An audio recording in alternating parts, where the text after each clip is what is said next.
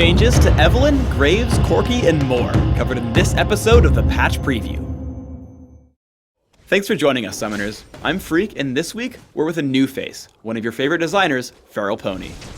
Together, we'll be discussing some of the most important changes coming into the next update for League of Legends. While this video does not cover every single change, it will explain the thought process behind some of our decisions. In this patch, we're going to be making a change to the Abyssal Sceptre item. What's our change and why are we doing it? So we initially designed Abyssal Sceptre as an item for AP tanks and really short range casters, like Diana and Amumu. But due to the long range of the aura, it ended up being extremely effective on almost any caster, regardless of their build or their opponent. We really wanted to keep the item's core identity intact and keep it just as effective for those short range casters and tanks that really needed the damage and survivability it provides.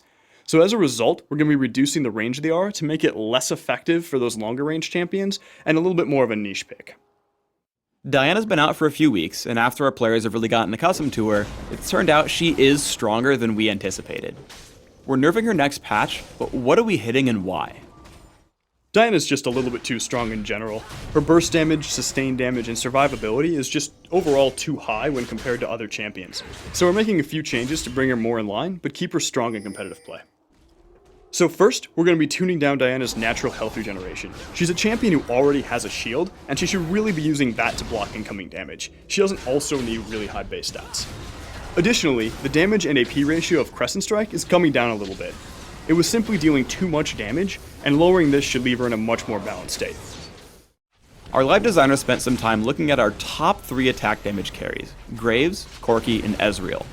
The goal of these changes is to leave carries with obvious strengths, but also obvious weaknesses. Let's start with Graves. We're targeting his attack speed.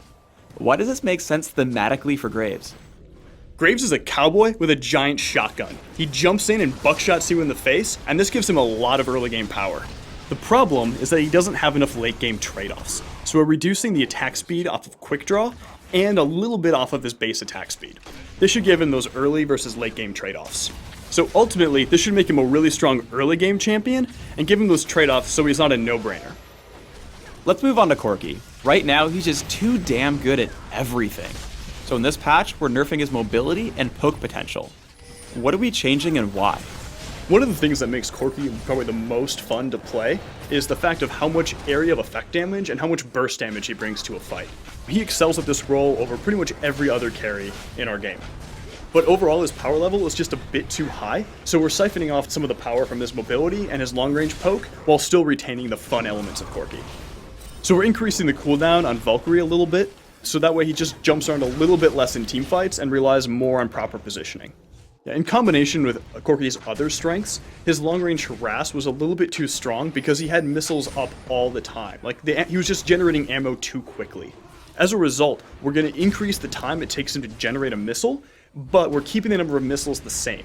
So he'll still be able to put out tons of damage and bring a lot to the team. Ezreal's really known for long-range poke, high mobility, and of course pulse fire energy. This patch, we're looking at nerfing Essence Flux and buffing Mystic Shot. What is this going to do for Ezreal? So the first thing we're doing with Essence Flux is we're reducing the width of the missile a bit. Essence Flux was kind of a no-brainer pick in lane. The actual width of the missile actually was bigger than the visual effect, so people, even when they thought they dodged it, would still get hit with it. This in combination with really high base damage, low mana cost, and the ability to pass over minions, made it really, really strong and lacked a lot of counterplay for your opponent. A lot of players really like kind of hybrid Ezreal or AP Ezreal, and we didn't really want to indirectly hurt those builds that aren't really being a problem. So we ended up increasing the AP ratio in Essence Flux quite a bit, so those players will actually end up seeing an increase in damage late game.